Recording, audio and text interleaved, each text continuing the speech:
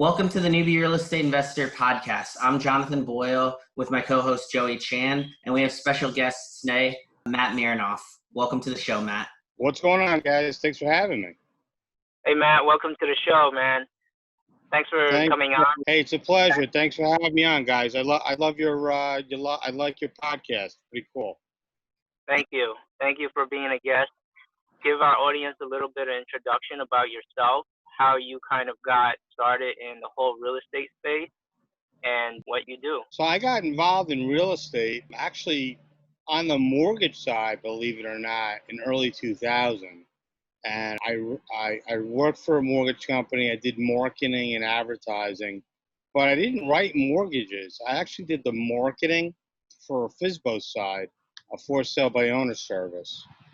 And the service was to help people sell their properties privately. Fast forward towards the end of that career, I was seeing a lot of people in 2004, mid-2004s, where people were freaking out because their interest rate were changing. Hence, their payments were changing. Hence, they were finding ways to try to figure out how to make the payments. So I got involved in 2005, took one of those classes where you could buy a house for as little as $10 out of pocket, and started getting involved in short sales. I had collection background experience. The guy who initially taught me the information regarding purchasing properties with little or no equity and purchasing the rights to properties for $10. I quickly became, one of the, leading experts in New Jersey. And over the last couple of years, I've actually, risen in the ranks, and I'm doing this stuff nationwide. So since 2005, I've actually been involved in short sales and helping people, homeowners, investors, real estate agents, being brought in by attorneys and title companies on interesting files where they normally can't get it done. So it's been an interesting ride, guys. I'm not going to lie. Yeah, no, I could imagine how much has changed from then to now, even, and you always have to stay up to date with the new trend of what's going on with these banks. Yeah, 100%. The industry itself, people think that short sales themselves across their board are to one shop, kind of like fits all, one size fits everybody. And that's not the case. Every scenario that we ever work on, it has multiple different facets to it. And I describe it as every short sale that we work on has completely different DNA. And just because someone thinks that the servicer on one loan is the same as the other, doesn't necessarily mean that that's absolutely true, and that there could be, other people that are involved in it, where they actually purchase the loan, the note, and be able to pull the strings. And then there's a lot of hedge funds that are purchasing damaged, or as they call scratch and dent loans, non-performing loans, and they're pooling them together, and they're bringing down properties. Some people want to work with you, some people don't.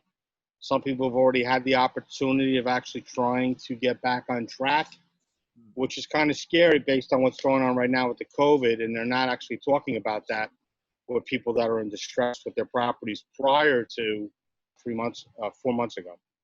Got it. No, that makes a lot of sense. So just to backtrack a little bit, Matt, before we get into all the COVID and what's going on with the banks and everything here. So was there a particular reason you decided to go the short sale route and started learning all that? Yeah, so, for me, I understand the underdog mentality.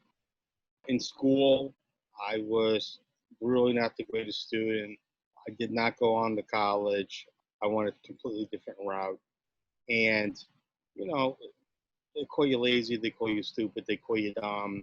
They feel like, you're not really living up to your full potential. But I never really found anything that I really liked. So on the short sale side of it was something that was brought to my attention. I liked it because I wanted to actually be able to help people that were in distress and didn't understand what to do. Try to basically take, a square peg and jamming it into a round hole and trying to figure out a solution that's going to make sense for the homeowner. Foreclosure should never be an option or an end-all for a solution to somebody who's in distress. Everybody has options. They just need to know what they are. So I wanted to help people. I wanted to help individuals. I've had Jeez, my in-laws lost their property foreclosure. It was an auction. They didn't know what they were doing. So, my wife actually, at the age of 17 years old, she was at college freshman year, and she was homeless because they had lost their house at a public auction. She lived in Connecticut. Connecticut has different laws than New Jersey, a different process. And I felt like I could make a difference with it. So I did like what everybody else that's in this industry has a normal train of thought, of thinking. I'm actually sitting in my backyard now, my house, and I remember being in my house. I quit my job, and I remember standing in my kitchen, and I remember the wind banging against the plastic, and just the gravel and the pipes coming up in the garage. Clean out. So I'm thinking to myself, what the hell did I do? Why did I leave a cushy job to get involved in this side of the industry? And I wanted to help people. I wanted to be able to make a difference, and I knew that I could. I studied my craft, paid my dues. There's a lot of people in this industry. It's like, you do one or 10 short sales, and all of a sudden, and that's not the case. Still today, I still see things pop up that blow my mind when it comes to short sales. So I tell people, it's okay to ask for help. And guys, this. I don't look at other people as competition. I look at people as opportunity. And I think if people did that more, then we'd all be able to play in the sandbox a little bit better and realize that everybody could have a specific role in this type of environment and try to get things done. Yeah, it makes a lot of sense. Can you give, I guess, the audience a sense of what you had to do in order to make that deal or to help that homeowner get out of foreclosure? What was that? What was the whole, the whole short sale process like? I think my very first short sale was a property in Newark, on the south side in New Jersey. Okay. And I remember speaking with a homeowner. The property had become overrun by squatters and was deemed to be I'm just going to say a supply house for the street pharmacists in the local area. So that was odd walking into a situation like that. And then they had to leave, which they weren't happy about. And about a month or so later, I get a phone call, and it's, I believe, the one of the police officers from Newark and a public works officer, because I was the point of reference, I guess, the contact. I don't know how they got my phone number, but they reached out to me and they said if I could come down to the property, they'd like to show us something. They're having an issue with water getting into the neighbor's house. And I was like, well, that's odd. I said, they don't have a sprinkler system. They said, no, that's not the problem, Mr. Merenoff. If you could come down, we'd like to explain it to you and show you. So I get down there. There's probably about 5-6 feet of water in the basement. And I guess before the tenants had moved out, they knocked the head off of the water meter. And the neighbor next door, his basement, because I guess the basement itself, it was so saturated, the foundation, and the water, because, those houses are narrow, they're close to each other, was pushing, I guess, water to the neighbor's house. So the neighbors, they're flipping out because there's literally water being pushed up underneath the slab of their house that's coming from this house. Oh, man. So they couldn't get a hold of the homeowner, and they wanted me to actually sign up, and I had authorization. So, when I first started in the industry, I was a little smarter than other people are. Not saying that you have to be the smartest or the sharpest tool in the shed, but there is some type of common sense. So that particular property, I had my authorization done, but I also had it notarized because the person was out of state. And I was worried that if anything had happened, then I would have to, basically step in, quote unquote, as the person of the property. So I had a letter that was notarized, and I actually had authorization. So I went down there, I showed it to him. Yeah, I signed off for Public Works to actually go on the property and sign off on it. So that property was probably not the best short sale to start as your first short sale in the industry. You become, as a public servant. I was a vigilante. Making sure that the people had left the property. I know that they taken up house somewhere in the next 2 or 3 blocks. away or whatever. So that was probably my introduction to getting involved in short sales. And the funnier part of that is that I don't remember the whole scenario, but I do remember that the gentleman that I did speak with, who was on the file, the initial person, was not nice, very unpleasant. And I've made it my mission to basically try to get the inside the inner works of the servicing and the bank industry to retrain people. This guy was so bad and so horrible on the phone and so unrealistic that he was screaming at me. I called right back. I spoke with the servicer. I asked the servicer to pull the tape. And I said, he was so angry and he was so violent on the telephone. I said, this guy needs to be trained. I said, if anything, he needs to be fired. I want somebody to call me back. So I actually had the head of the operations of the servicing company call me, apologize, and actually was very friendly with him for for many years until he left. That servicer started his own servicing company. Since then, he's gone on to other things. But I stayed in touch with this guy for a very long time. And he said one of the things that he liked about me is that I wasn't like the normal attorney, title company, real estate agent, or even like a third-party company, because I wasn't trained professionally by a company. This was a lot of common sense from the collection side of it, which really came into play. So it's very interesting, and that's how I basically built my business, where it's cool that there's guidelines in place. And yes, we do follow the rules, regulations, and guidelines 100%, but there are loopholes that you can use. And I use my team and I, we use the loopholes every day because we want to get a happy ending for the people that are under stress. Exactly, because sometimes, like if you just go directly blindly by the guidelines, you might not be able to get something done, or even the servicer or the bank is doing something shady. So then you have to call them out on it. Unfortunately, Jonathan, that actually happens a lot more than I really care to discuss. I do know that in the book that I am writing, and I'm halfway through at this point, so I'm pretty excited. Look forward to reading it. Dude, there's a lot of untold stories in that book that's really going to like flip people's minds, because they're not going to understand, like, how can they get away with it? You know, somebody forwarded me a video from, I think, 4 or 5 years ago, where a major bank had foreclosed on a homeowner.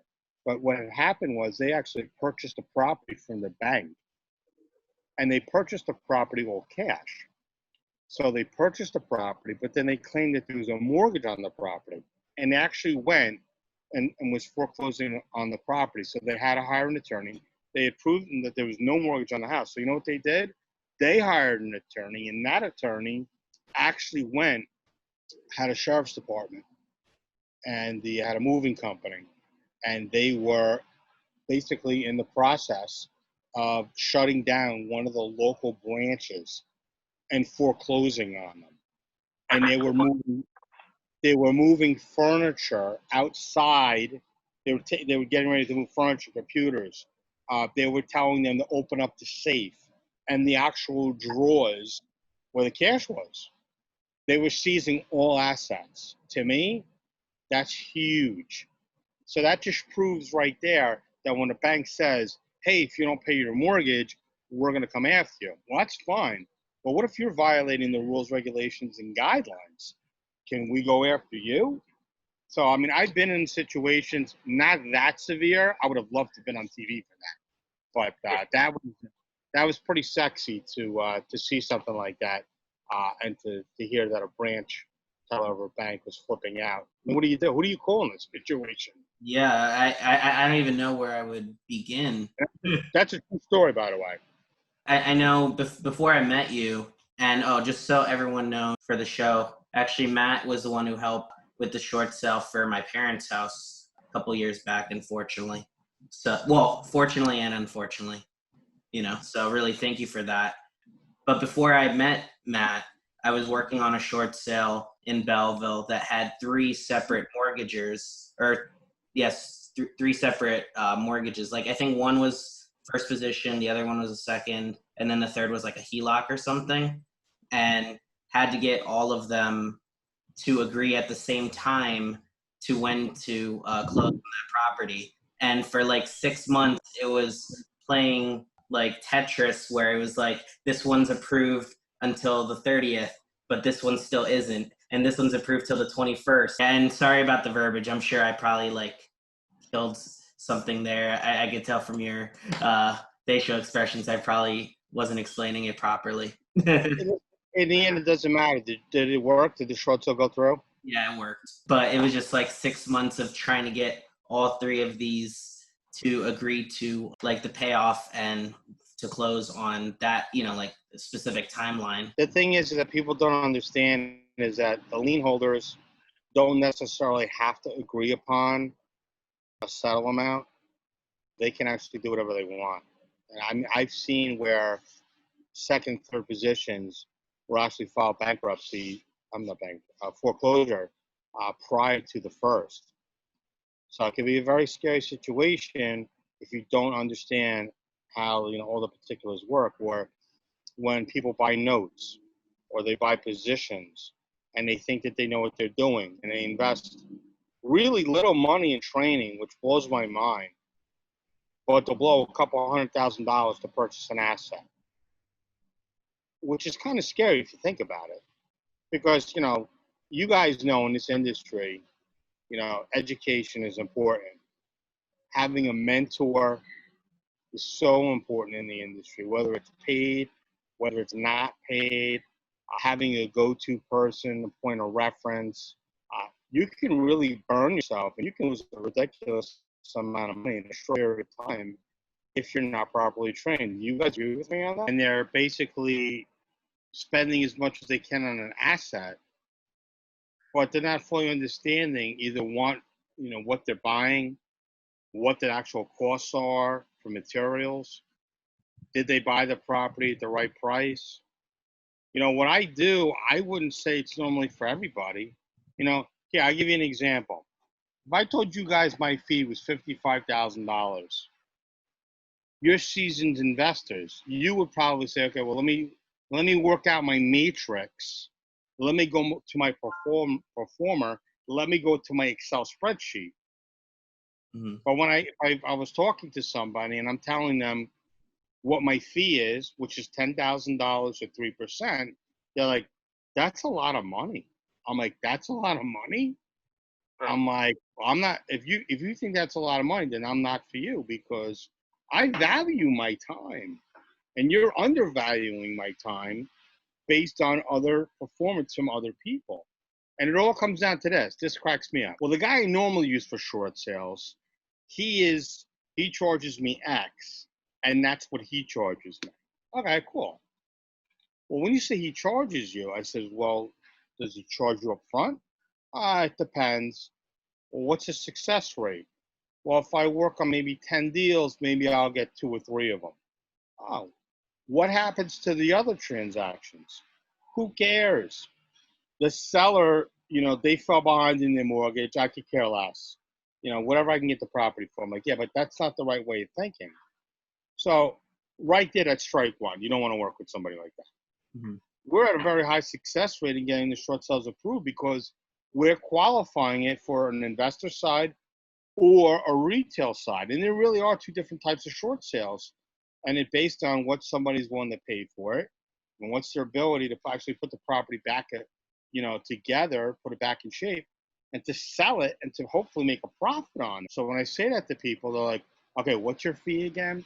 I tell them my fee, and they're like, okay, so, and I have no problem. I don't hide it. My fee is a minimum of $10,000 or 3%, whatever the purchase price. But it's funny because when the property starts getting higher up, they're like, wait a second, I'm buying this house for, $500,000. You're going to make, $15,000.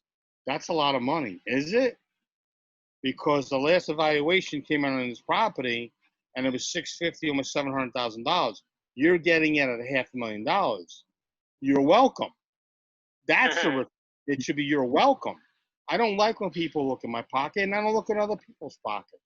That's why I set my company up the way that we set it up. And our percentage rate of getting transactions complete is really, extremely high and nobody believes it, it doesn't mean that we're closing. So our success rate in getting short sales done, we're at a 96% success rate in getting a short sale done. Wow. Approved. But that doesn't mean that the transaction's going to close. What if the buyer falls out? What if the financing falls out? What if the guy loses his job? What if he dies? What if he gets hit by a bus? There's going to be a million different things. So we've got it down to, I think we're about a 92% actual close ratio. So approval, 96, close ratio, 92%. And I tell people, put me in the hot seat. Because wouldn't it be better for me to use my experience and what I do and help individuals like yourself that are investors, real estate agents, attorneys, title companies, whoever, and basically say, look, guys, this is what we do. So if you have a potential lead, call me up, put me in the hot seat. Let me talk to the person. Learn something. Record the conversation. You'd be surprised how many people are turned off by that, and they're like, no, I'm going to handle it myself. And I either never hear from them again, or I'll hear from them 2-3 weeks later, or I'll hear from them 6-7 months later on, and it's the same story. They didn't listen to me. I should have listened to you. The attorney that they were using didn't really understand short sales. The list goes on. So why not at least embark in it? I'm at an 85% close ratio on the telephone and helping people that are in trouble. That's huge. 85% close ratio with somebody, whether they're buying it or listing it. I mean, in my eyes, why would somebody want to spark at something like that and walk away from that? And I say it not because, hey, I'm great, I'm awesome, I'm not Merenoff, I'm the short sale savage. I'm saying, look, this is what I do. I'm like the Stephen King of short sales. I'm like, a master, a plastic surgeon from Beverly Hills. Everybody knows them. I've got a niche and I use it. And I use it to my benefit, but I always put people before profit. And that's where I think people fail, because they look at the profit margin more than looking to help somebody. And that's why people are not really successful in this business. And it's kind of like they'll get one and done and that's it. No, I definitely agree. There's a lot of people in this industry that they could care less about the homeowner and more about like what they're making in their pocket or anything like that. Like I know, for example, I was for one short sale that I bought the property for a while back, that the homeowner, like, yeah, it's great that she got like the relocation assistance, got it approved where I could purchase it. Like everything was great. But then, she didn't have anyone to actually help her move. And she didn't, and obviously, you're getting the money after closing. So she really didn't have anyone she could afford. So what did I do? I was like, okay, I'm going to be moving with you. So I helped her move all the furniture, everything, and like even got her the moving truck. Granted, I had an incentive, but like I was able to help them in their time of need. So But you didn't have to do it. Exactly. You could have walked away from it. I know you guys are busy. I know both of you guys are very busy people, and it's cool. I love seeing people come up in the industry that were newer in the industry, and they're actually making like names for themselves. You guys have name for yourself in this industry, and you have good names. I've never heard anything bad about you, Jonathan. Only Joey. Thank you. That's right. I'm only kidding. No, I know. So kind of want to go back to the COVID question. How has COVID affected your... So, COVID has affected my business, not the way people really think. COVID has affected my business more on the investor side. The guidelines changed. They wanted more money down or more reserves, or they wanted to do another appraisal. And, the guidelines had changed. So, or the person purchasing the property were newer investors, and we're like, absolutely not, I'm not doing it. Can't do it. And then, we'll put it out there. Like we'd actually help the real estate agent put it out there, get a new buyer. And, it was somebody that we'd done business with before. And they're like, dude, it's a no-brainer, 100%. So I'm not just based out of Jersey anymore, although my company the name itself is based in Jersey. We're doing this all over the United States. So it's so cool. Well, not cool to hear people in trouble, but it's so cool to get calls from other parts, of the United States, Arizona, this week, another South Carolina deal, Michigan.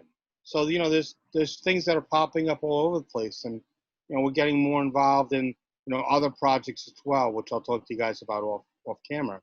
Nice. I'm not making it publicly known now, but I'm always looking into the future. And in 2005, when I got into the industry, people were like, "What the hell is a short sale?"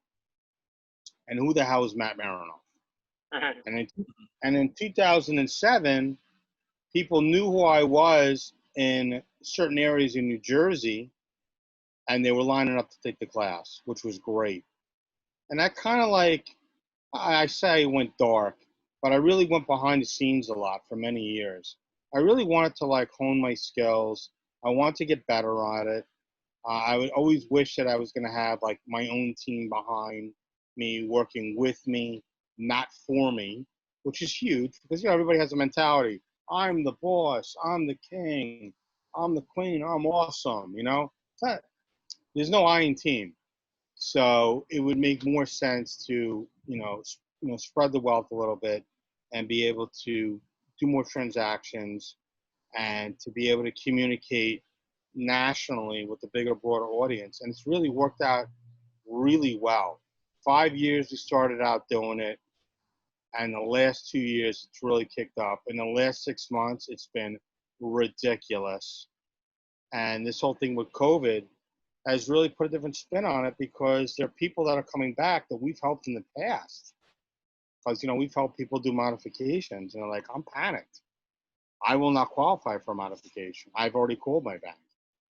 I qualify for a forbearance. I don't qualify for a deferment. What's going to happen to the difference of the payments? Going to have to pay it. Well, Freddie Mac and Fannie Mae, Freddie Mac and Fannie Mae announced that they'll take the difference of the payments after the 3 months, might even go 6 months and spread it out. But they want you to spread it out over a course of a year.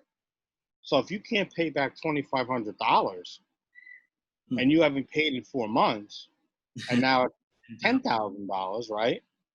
Right, $10,000. How are you going to take that $10,000 and break it into, 6 or 7 additional months, and your payment's going to go higher? You're going to default, and it's happening already now.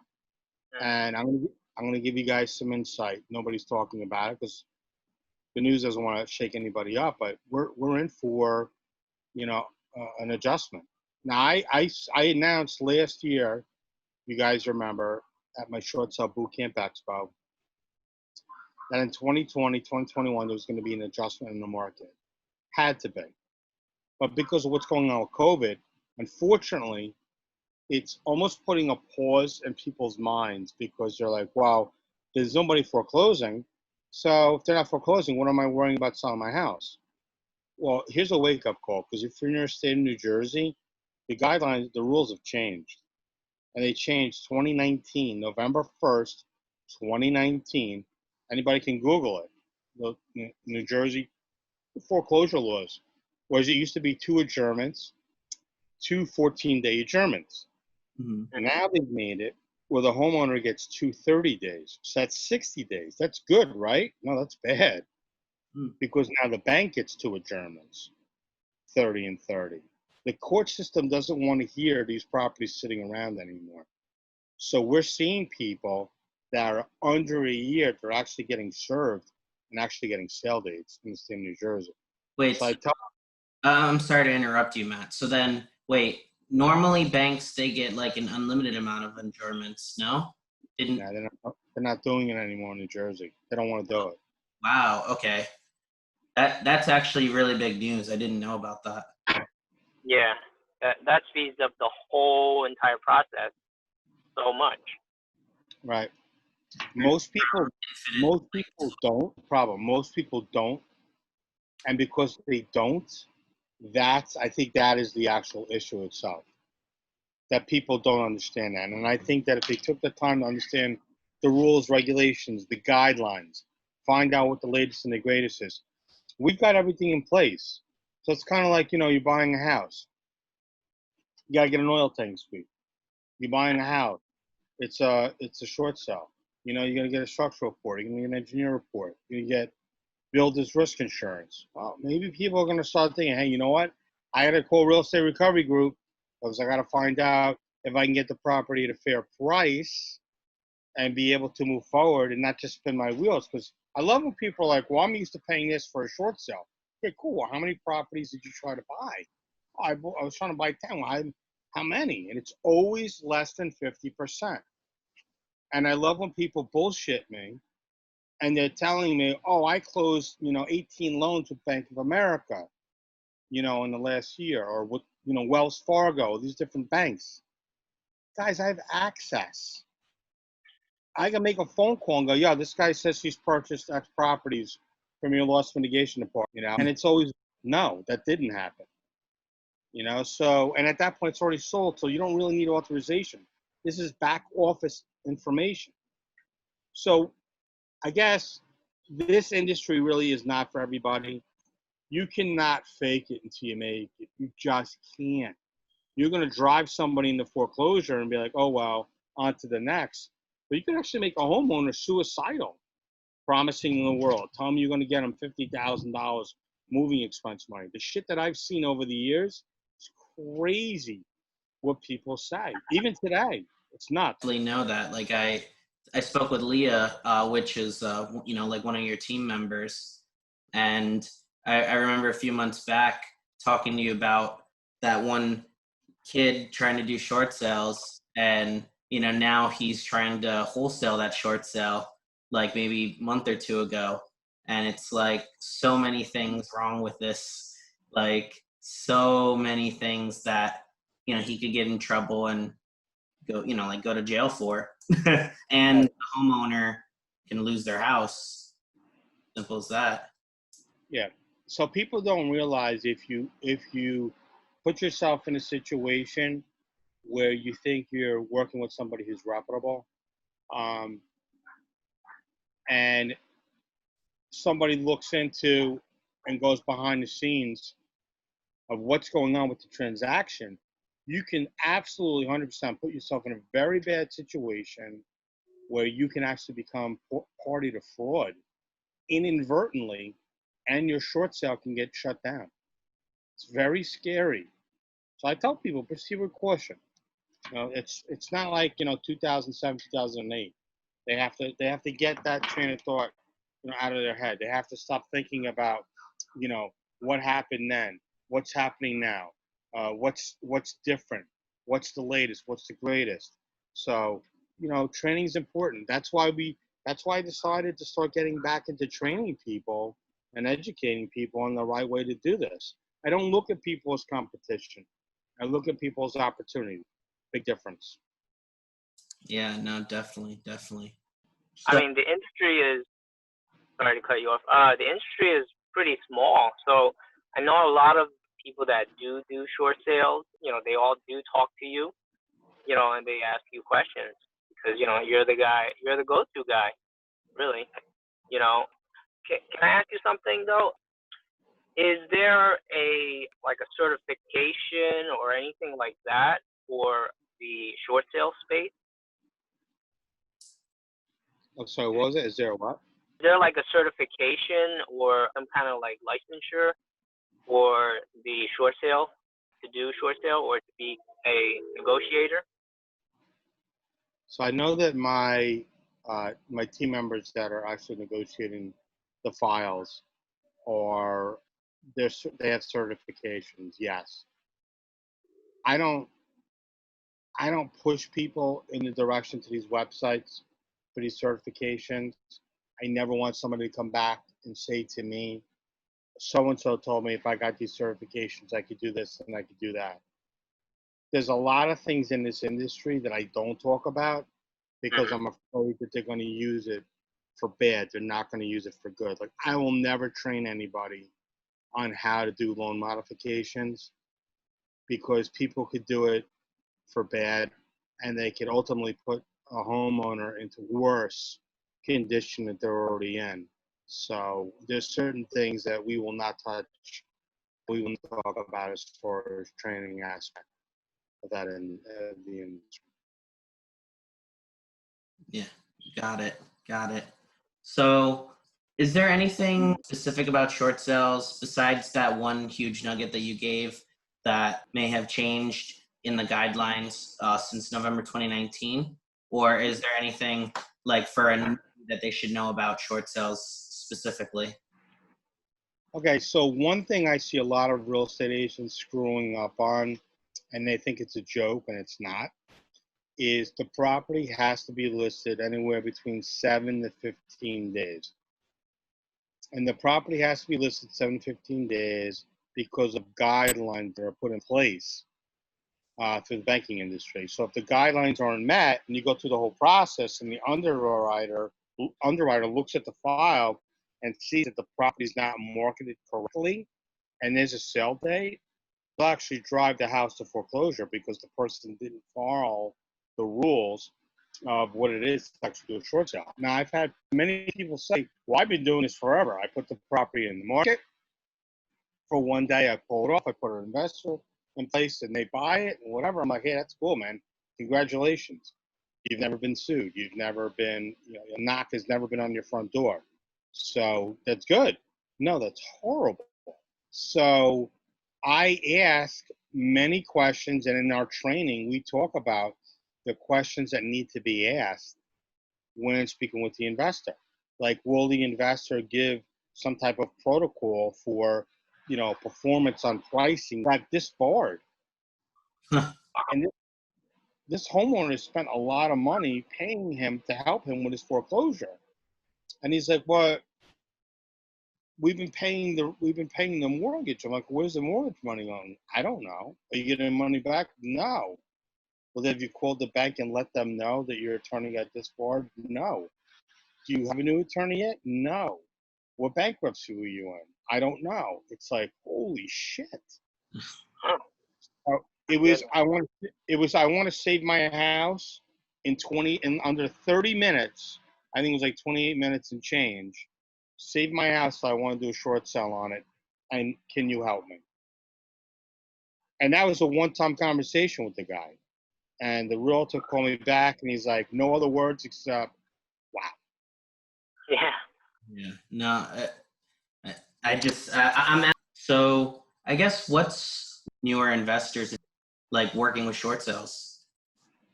I would definitely go into these like short sale one-on-one groups or any type of short sale groups and try to soak up as much information as you can.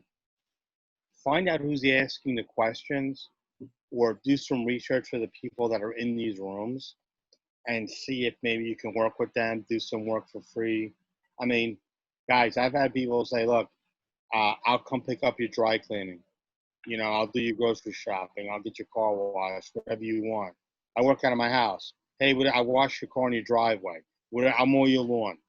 Like, whatever. And I appreciate that. But at the end of the day, mowing my lawn, washing my car, picking up my dry cleaning, that doesn't pay my bills. So, and I've had a lot of people come at me and say, look, I know what your fee is. I know how much you charge, and you're probably worth every penny. But can we work on a deal and if the deal closes? When someone says to me, and if the deal closes, I don't know if I want to work with that person because. Okay, we're back. I think truly investors, really real estate agents, anybody who wants to understand the short sale craft should go to some of these groups that are out there. I think a lot of the online training is very outdated. And I feel truly that it would be more efficient for people to get involved in these groups that are there. Primarily, I think you could put like your town, your state, or just put the word short sale. My private group is Short Sales 101, and we offer people ask questions. You can't promote your company, you can't talk about how great you are. Call me, I'll do your short sale. But people want a place to go, whether they're new or old in the industry. It was my dream to have a platform where people could step into and feel a sense of security or having associates that are associated with them. It's like, guys, pick up the phone, call my toll-free number, leave a message. You know, Joey had said in the beginning that there's people in the industry that reach out to me that are, you know, short sale, quote unquote, experts. And there's really nothing wrong with, you know, working and, you know, like how to help others. Because again, you never know, like if you help this one person, and I always tell people, you help this one person with something, down the road, they might come back to you with something even greater. Or I'm not close to finishing it because I'm literally doing everything from A to Z. And they could purchase a la carte. They don't want to know everything. And then we'll make it, you know, one price. And it's not going to be like astronomical, because I truly believe in my heart that, and it's always that rule, guys, the 99% when nobody does anything. I don't want the 99%. This will probably be a good promo. I don't want the 99% to say they're going to do it, pay for it, and then not do anything, and then lose the opportunity for helping somebody. So I feel if I make it at a palatable price on education, people will want to learn it, understand it, and know that at a later date, if they can't handle it, don't want to handle it, my company is there to help. That's why we created the Partners Program, which is going to be, you know, the next level with individuals that are out there, because we do get properties without investors or real estate agents, and we have to turn them on to properties. And it's not just in Jersey. So I want to kind of build my own little ecosystem of people that want to help others like you guys, and offer a service that's reasonably priced as far as the education side. And this isn't me pushing the education side. I don't care if somebody wants to be trained, but you have to get out of our way and let us do our part. And we've had many people. Matt, where reach you at on giving out your phone number as well? You know, No, in I case don't mind. sale, or you know, they just want some advice. So look, even if people just want to know, hey, I don't know if this career is for me, call. If they have potential short sale and they think it's a waste of time, but they're not sure, call.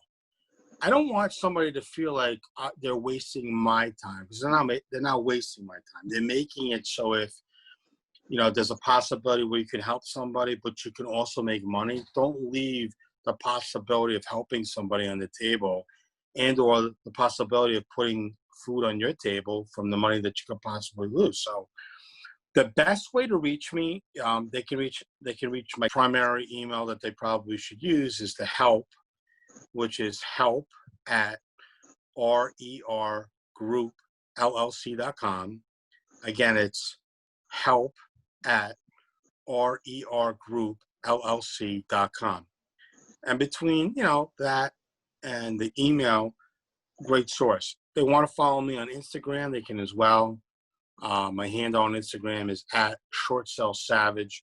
Very easy. @ShortSellSavage. You could try to get into my private Facebook account. I keep banging up against 5,000, so I keep ripping people down. I've actually gotten a couple of people that said, hey, man, why did you delete me on my birthday? That's not cool. Well, I track on birthday. I mean, think about this, guys. You guys know who Dan Zatowski is, right? Yeah. So Dan and I were talking one day, and I'm like, Dan, how do we track this thing? Like, how do we know who's watching, who's not watching, who's, you know, conversing? Like, listen, if you friend me on Facebook, right, I'm going to send you a message back. People don't believe it's me. They're like, is this a bot? I'm like, no, it's really Matt Merenoff. And so my message to them is very clear. Hey, thank you so much for the invite on Facebook. If you ever want to talk shop, feel free to reach out. Or depending on what they do, I might say something, because I look at their profile before I accept them, right? So now their birthday pops up. And I know I sent them a message, and I look at the message, and the message hasn't been opened in 30, 60, 90 days. Guess what?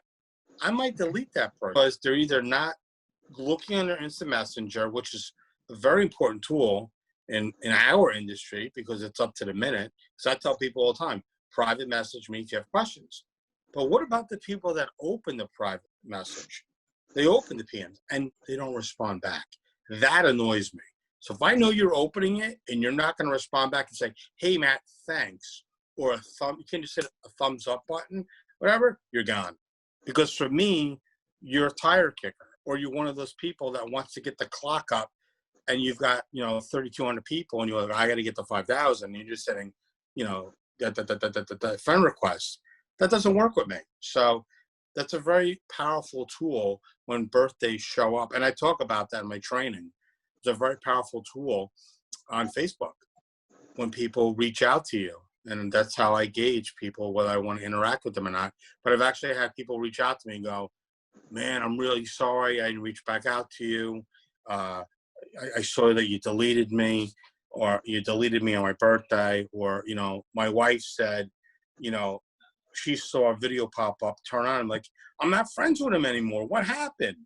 And then, it's funny, but it's not. But it's like in this industry, when you guys drive past, I'm going to give you an example. If you guys drive past a house and the grass is high, what is the first thing that pops into your head? Write down the address. Well, why? Why are you going to write down the address? Because I'm going to look it up later and see who the owner is and see if they're in distress. Because it's a possible distressed property, right? Yep. But if you're friending me on Facebook and you look at who I am, you should be messaging me. And when you're friending me, you should be messaging me, hey, can we talk? I'm in real estate. I don't care what real estate you're in. Listen, I work with people that have made $6,200. I've worked with real estate agents that have made, $60,000 over the course of a year with me. That's a lot of money. That's additional revenue that people could just be like, no, not interested. And I've had those scenarios where people are like, I want self-gratification. Well, you're a moron. Because not everything happens right away. And why not get a referral fee? Why not, be able to help somebody that way? Why not get a commission off of selling a property?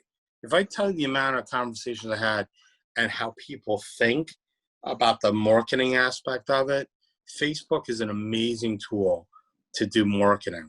And if anybody, again, is new in the they should 100%, they should be reaching out to people and looking at who they are before they friend them on Facebook, because you never know. They might be somebody that you can utilize as a resource. For sure. That's true.